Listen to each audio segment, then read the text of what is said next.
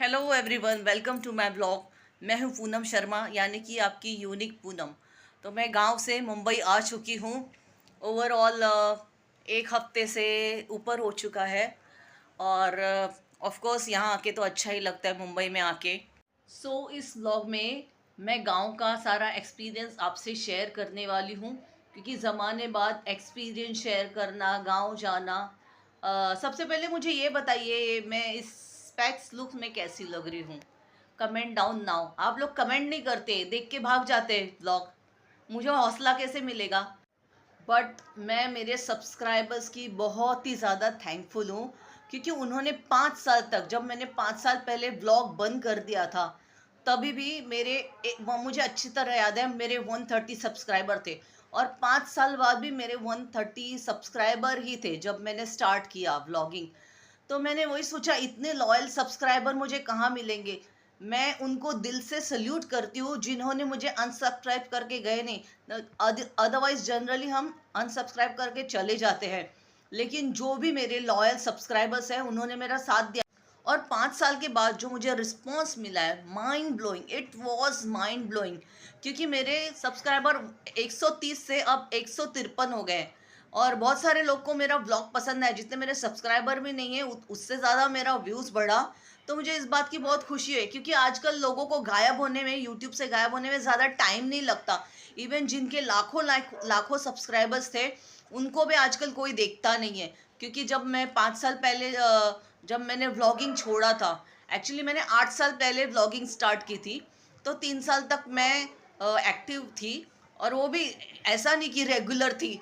और मैं बहुत मूडी इंसान हूँ, मैं कभी व्लॉग डालती थी, कभी नहीं डालती थी। अपने मूड के ऊपर है, जब मेरा मूड किया तब मैंने व्लॉग डाला, जब नहीं किया नहीं डाला।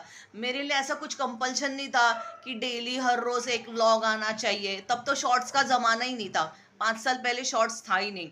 तो सब लंबे लंबे वीडियोस बनते थे, और मेरे वीडियोस इतने एडिक्टिव होते थे, लोग देखते थे। मतलब मैंने एक्टिव नहीं थी तो भी देखते थे। और आज मैंने जाके सारे जो मेरे व्लॉग्स जो प्राइवेट किए थे वो पब्लिक कर दिए हैं, तो आप लोग जाके देख सकते हैं कितने एडिक्टिव व्लॉग्स थे। मुझे लगता है मैंने बहुत बड़ी बेवकूफ़ी कर दी उसको प्राइवेट रख के, क्योंकि अगर मैं प्राइवेट भी नहीं अगर मैंने पब्लिक रखा रहता, जो प्राइवेट व्लॉग्स थे मेरे, अब तक मेरे कितने सब्सक्राइबर, लाखों सब्सक्राइबर्स बढ़ चुके होते। तो आप जाके देखिए, आजकल ऐसे व्लॉग्स बनते नहीं जैसे मैंने बनाए हैं। इट इज़ सो एडिक्टिव, मतलब आप एक देखेंगे ना, आप दूसरा देखने ही जाएंगे। और एक्टिव ना रहने के बावजूद जब मैंने कम बैक किया, जब मैंने गांव का सीधे सीधे मैंने गांव का व्लॉग डाला। इसके अलावा भी मैं दिल्ली गई थी 2-3 साल पहले। तो इतनी अच्छी अच्छी जगह देखी, घूमी फिरी। इवन मेरे हस्बैंड ने भी बोला कि व्लॉग बना पूनम, क्यों नहीं बना रही, बना बना बना। पर मेरा मूड ही नहीं हो रहा था, मुझे मतलब बिल्कुल बोलते हैं ना, एक तरह से मैं डिटॉक्स हो जाना। मुझे अच्छा ही नहीं लग रहा था कुछ बनाने को, कुछ करने को। और सडनली जब मेरे गांव जाने का प्लान हुआ, तो मेरा तो हमेशा से था कि मैं गांव का व्लॉग बनाऊंगी, गांव की खूबसूरती दिखाऊंगी। ऑब्वियसली वही चीज़ें देखने लायक होती है। जब आप गांव जाते हैं ना, एक दिल को सुकून मिलता है। मुझे तो बहुत सुकून मिलता है, आप लोगों का मुझे पता नहीं। और जो भी पुराने ब्लॉग्स अब मैंने जो पब्लिक कर दिए हैं, आप लोग ज़रूर देखना और उसका फीडबैक भी देना, क्योंकि फीडबैक जो होता है बहुत इंपॉर्टेंट होता है। मुझे पता चलेगा आप लोगों को क्या पसंद आ रहा है, क्या नहीं पसंद आ रहा है। उस हिसाब से मैं और भी ज़्यादा अच्छे ब्लॉग बनाऊंगी, कोशिश करूंगी और अच्छे से सुधार लाऊं। अब आता है गांव के एक्सपीरियंस पे।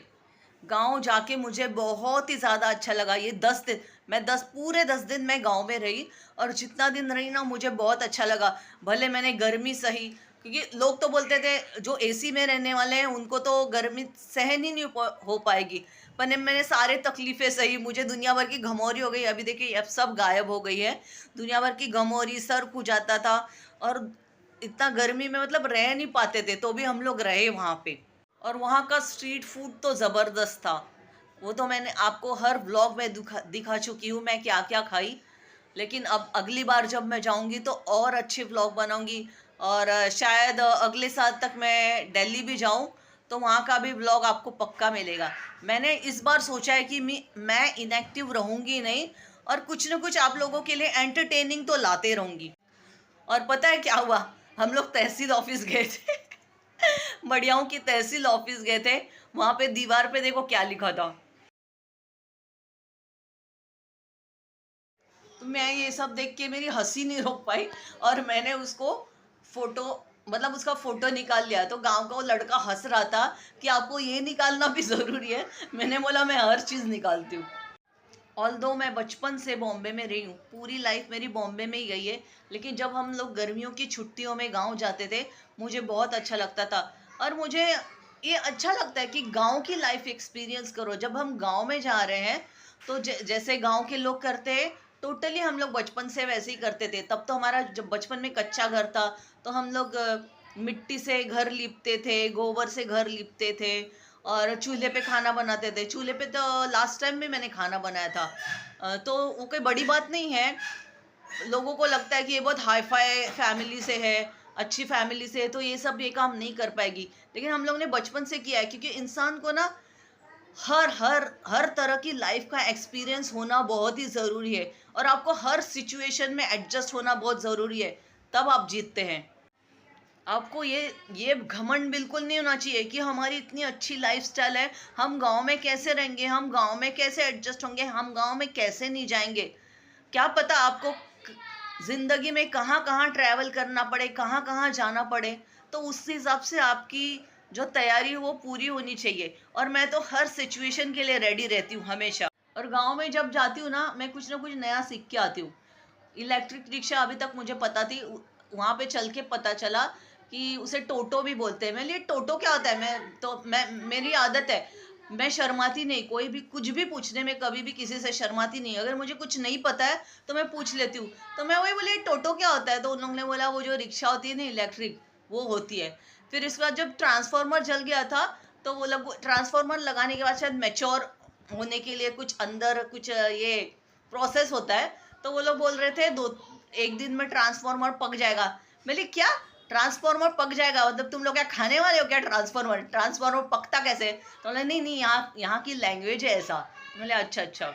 और गांव की लाइफस्टाइल में तो वैसे भी बहुत चेंजेस हो चुके हैं, क्योंकि अभी जगह जगह पे हर किसी के घर में गैस है। सब गैस पे ही खाना बनाती है हमारे गांव की औरतें तो। और पहले कैसे लोग बैल से खेत जोतते थे, अब तो ट्रैक्टर आ गया है। अभी आप बोलेंगे उसमें नई बात क्या है, क्योंकि मैं तो गांव में बहुत साल के बाद गई, तो मुझे नहीं मालूम क्या क्या चेंजेस आ गए हैं।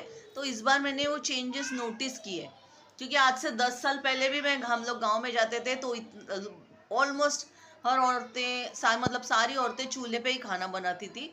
तो इस बार मैंने वो चेंज देखा कि गैस पे खाना बनता है।